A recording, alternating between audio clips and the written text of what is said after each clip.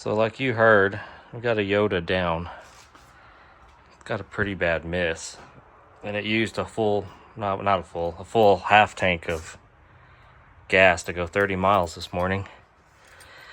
So I'm not sure if it's terminal or something simple. I want to find out, bring you guys along. So this thing has 391,000. It goes about 1,000 miles a week. And I think I burn a quart every 250 miles. So yeah, that's what the oil stains from. I've gotten to where I ran through all my vintage oil, which there's the proof on that. I drank all of that. So now we're on a diet of used 1540 out of a DD15 Detroit. And that's what it does to your oil. Pretty dark. But like I said, the rate this thing uses oil, and like you saw in the film, it smokes a little bit.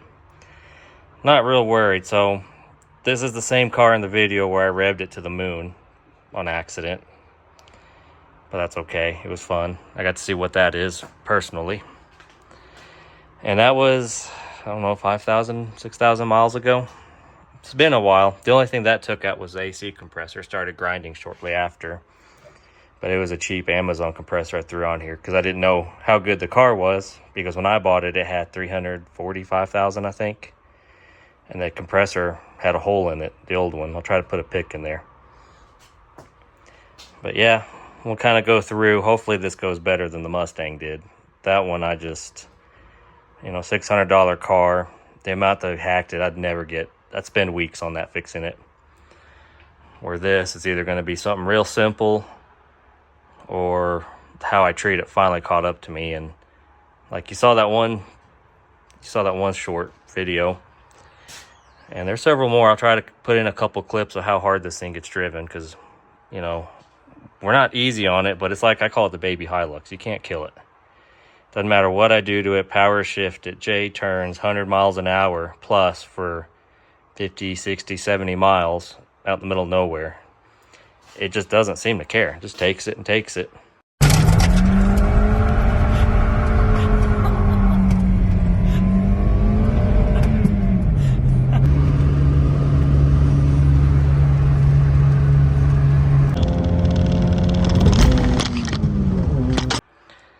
The only thing I ever did to this maintenance-wise was I put a slave and master cylinder on the clutch, because that quit working. And the actual part that quit working was the aftermarket part they had replaced before, not the OEM Toyota. And a water pump, which the water pump I took off here had, almost 400,000. And I thought that's what was making the scraping noise, not the AC compressor. So we got the computer in there hooked up to it. Hopefully, well, fingers crossed, it should go better than the poor Mustang out there. Where's the Mustang's hiding? I think it's hiding. That's out there somewhere, I don't care. The thing was frustrating. So, I got my help here. Wish she had thumbs, she could hand me stuff. So, we'll go inside, hook up the computer, figure out what codes there are, because it doesn't have a check engine light. Check engine light's burned out. So, I know it has a P0420 because catalyst not found, because there's no cat in it. It blew up. And then sent chunks through the muffler, which is why it's got that dual MagnaFlow deal on there. I thought twice would be quiet. 2 mufflers would be twice as quiet, but no. It sounds like it's 2003 again and Fast and the Furious is out. So I'll get my helper here and we'll go check codes.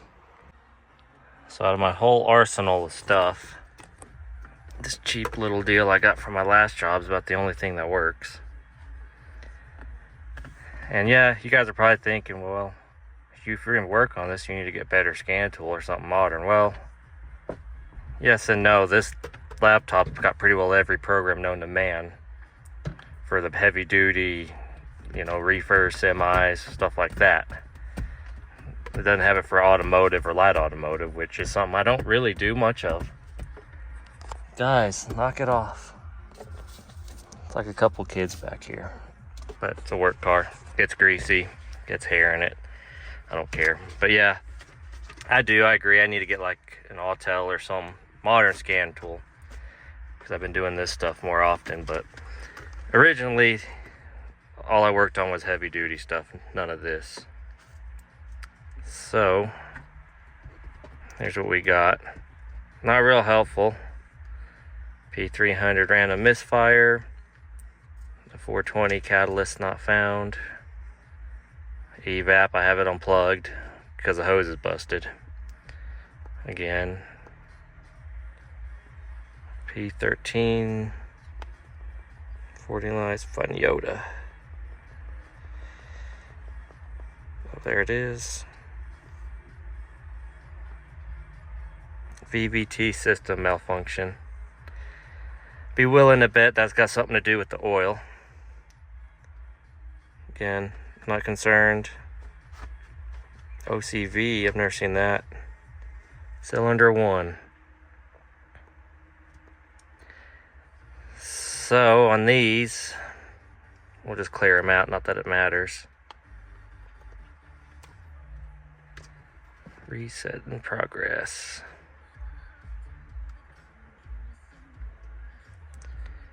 Reset, so successful. Anything come right back? We'll see. So yeah, we don't have emissions testing. This thing's got almost 500,000 miles on it, so I'm not concerned about the evap or the error 420 cat not found. Okay, that's good. Or the VVT, because I was running straight 30 non-detergent, run 2050, straight 50, use 1540. You know, it's just been using it all. So I have an idea now that it says P301, and I'll show you something we learned on these Toyotas a while back. So something we learned on these Toyotas is when you get that P301, it usually happens after it rains, which you can see it's kind of wet. It's dried out since I started, but it was wet when I started out. And it's been the first, I wouldn't even call it rain, it was like a drizzle. Got everything wet. That's the first rain we've had ever, but that's the first time this car's ever done this. We've had these Echoes, these Scions, and what happens is either up here where the hood is or through here, I'm not sure, but water collects where the coil packs are, and I'll show you real quick. Oh, that's convenient, they're already loose. I think I did that for a reason. He likes to eat plugs. But anyway, that one's not even there.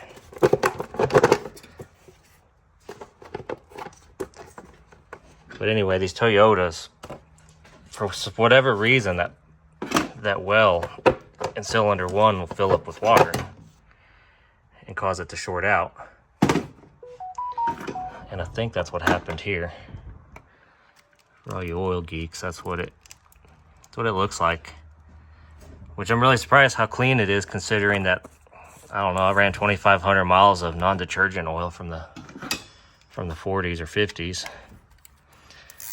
And then went straight to 1540, so I guess the 1540 with some diesel added in kind of cleaned it up. Well, maybe.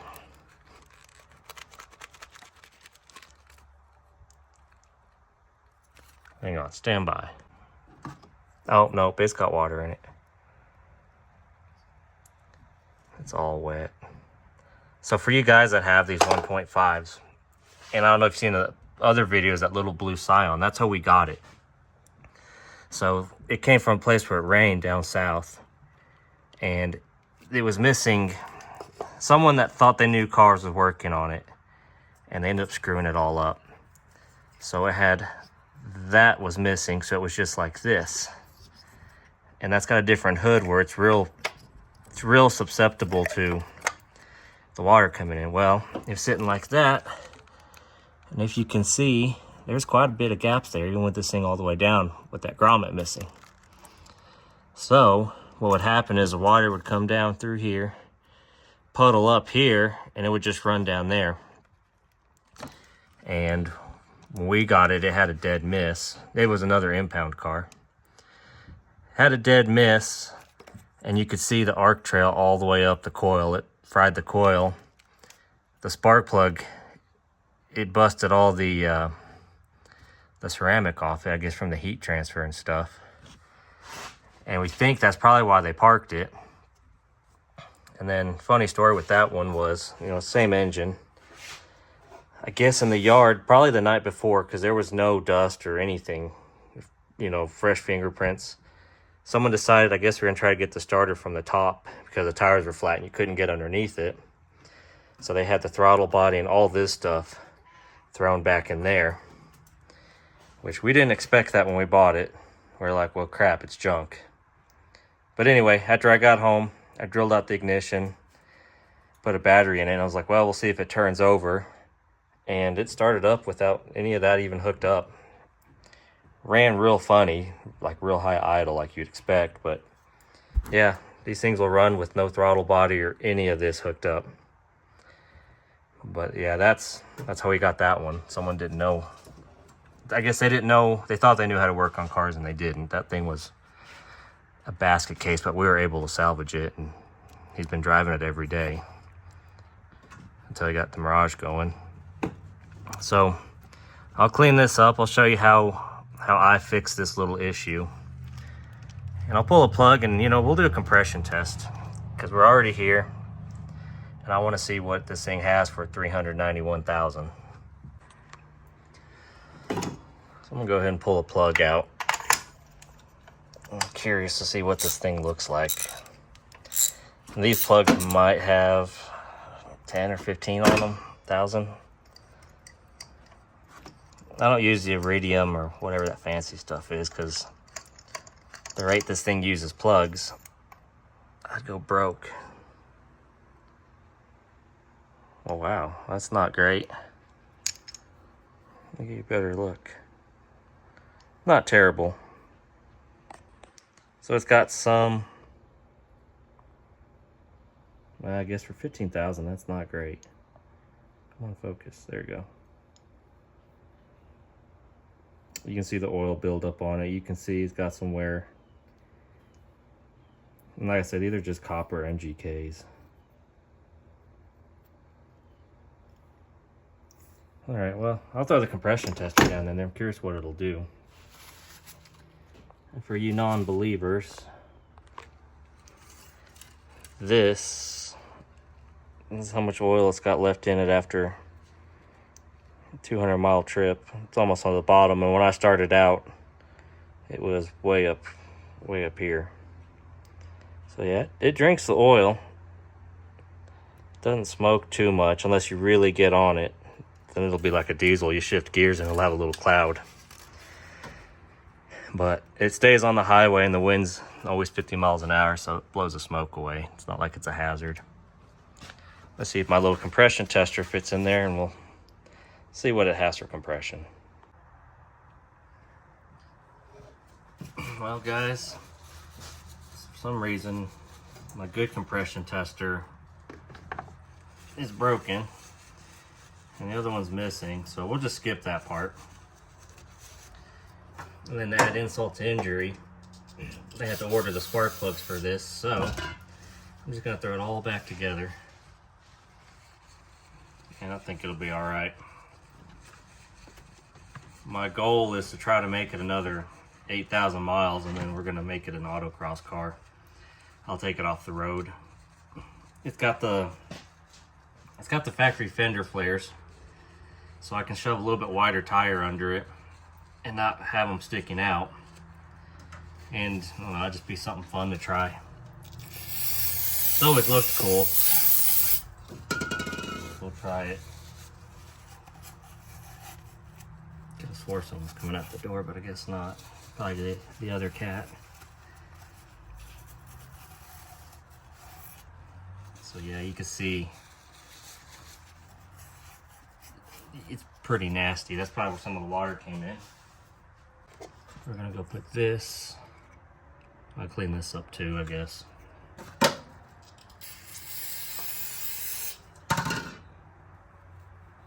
I'm real particular. Like, this isn't like the Mustang. This one I'm actually trying to do it right.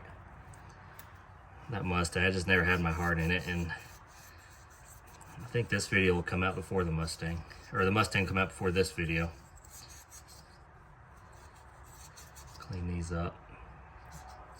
These are OEM too. I've never touched these.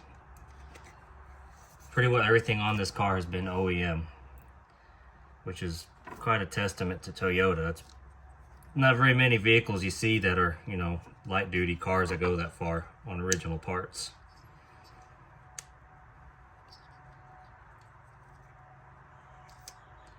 Alright, so we got that.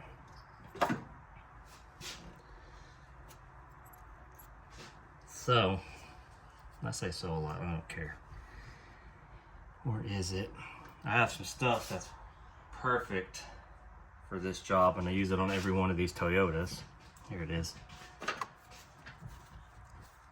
So speaking of 7.3s, this is what we used to use on the oil pan, on the dipsticks. So if you guys are familiar, you'll know that the dipsticks will start leaking on them. And it's because, I guess it backs off, and then there's an O-ring in there, and I don't really remember. It's been quite a while since I've done one. But the trick is, we put a kit on there from Dorman. We lather this stuff on there, and they quit leaking and never have a problem ever again. But it's called flange sealant. And it never really totally dries. It always stays kind of gooey. So that's what I stick on these Toyotas, on this number 1. Is I'll just put like a light coating and then slam the coil pack back on. So I'll put this on there. No, it's not good. It's mixing with the brake clean that's still in there that I didn't catch.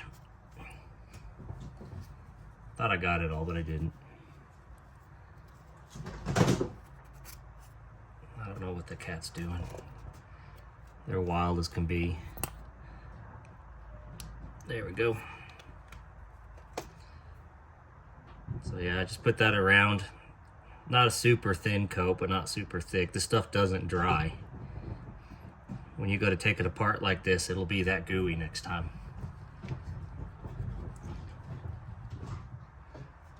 I have no idea what's going on in there. I'm not gonna even ask. Drop that in there. Tighten it all back up. I was really hoping to get plugs on this, but they gotta come from another store in town. I don't want to wait. I want to just get this thing together because it's a busy week and I got stuff to do. This going down didn't help me, but it's no big deal. Alright, so we got that in there. Put this in. I don't know if you can see, but it squishes out, and that's it for that job.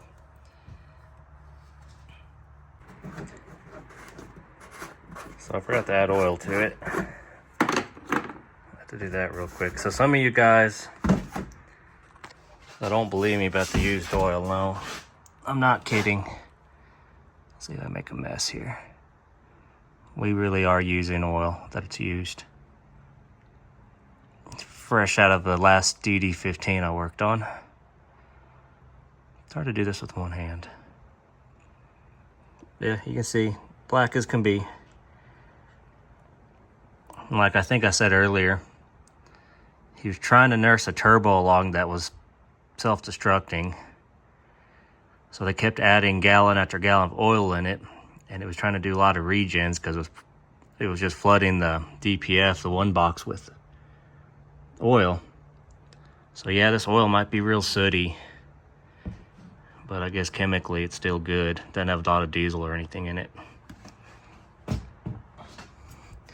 Like I said, I'm not concerned. This engine's like the engine version of a grumpy old man that really just doesn't give a shit about anything. And it doesn't care it's got used oil in it. So we'll go start it up, take it for a drive, see if we fixed it.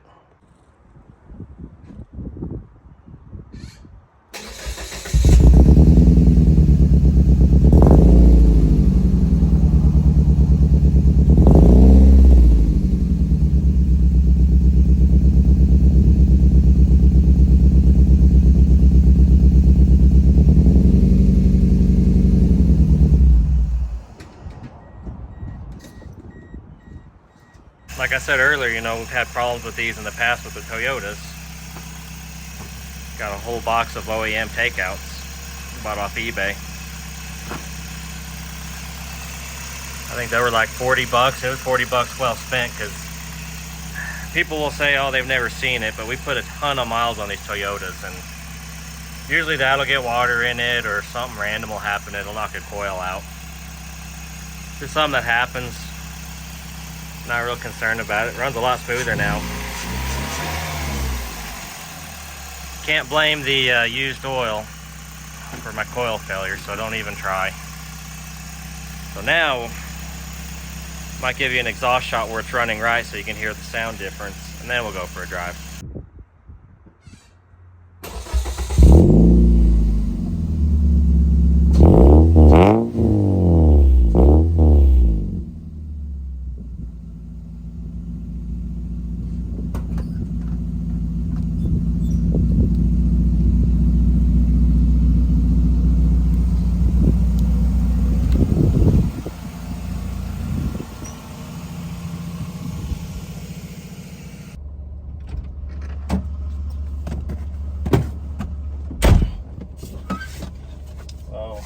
I don't know how much you guys can see.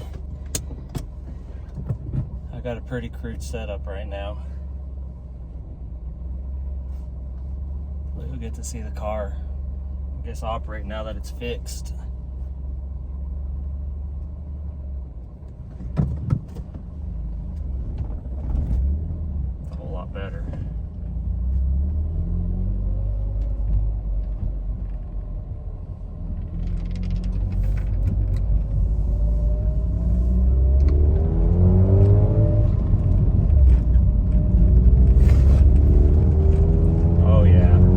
Running bad for quite a while. It hadn't had this much power. You call it power, it's not fast. Yeah, they're still hanging in there.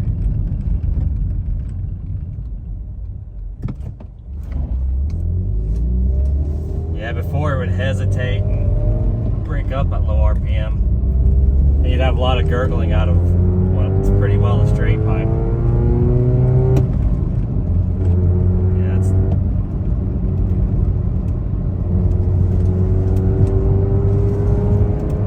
To the floor.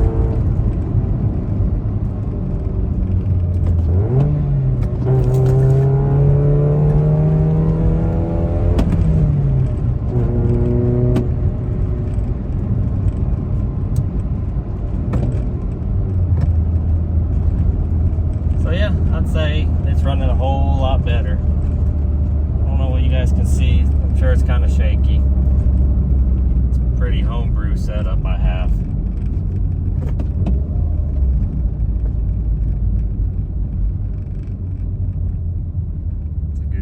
Truck, neat color. But yeah, anyway, it's a homebrew setup, so it's going to be shaky. You're not going to see a whole heck of a lot, but I'll just keep making videos. Eventually I'll upgrade to that other stuff. Oh yeah, that's a whole lot better.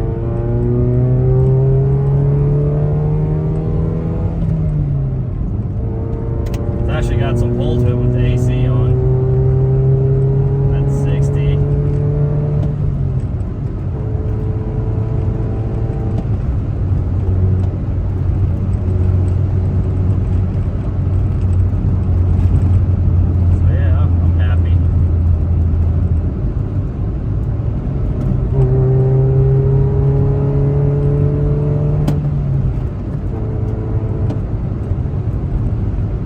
So I'll say that's a successful fix. I don't think it'll be a very long video, but it's a video. Yeah, I don't ever use a clutch. That's just a bad habit of mine. And for you guys, I was going to kill the synchros, blah, blah, blah. No, it's not.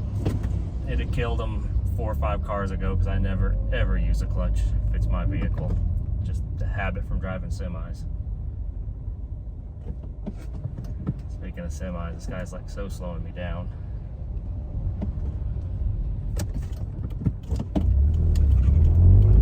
So yeah, this morning, this is where it quit.